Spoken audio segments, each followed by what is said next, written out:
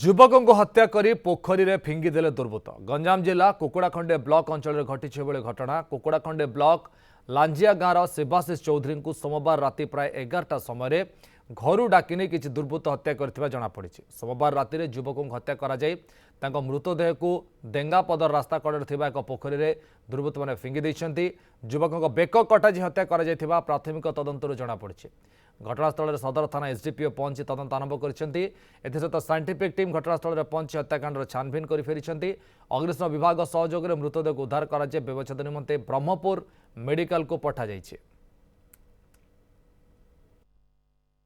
श्री शिवाशीष चौधरी ताको रात्रि डाकी आनिचुती आम रात्रि विश्वकर्मा पूजा मो गोटे कंपानी काम कर तो मो रात्रि आसिक खाई पी आसी शोचे से टाइम रे ताको जाई घर शोईतिले डाकी देरी आसी ता संग नागा के के जाई मु देखिनी कोन शोईतिले ताको डाकी देरी आली क्वाड जिया करी आली मोली क्वाड जाईती करते घटना विषय माने मु तो किछ जानिनी घरे से शोईतिला मु खाई बसतिली से आसिले ताको कोन किस ताइछि मु एबे सकाळे देखिली जे एमिति मते फोन आला मु जानली गोटे घरे रहउछु ना ना कोन भी ताना शिवाशीष चौधरी से केतरा हबो डाकिला बेले 11:30 इंदे हो।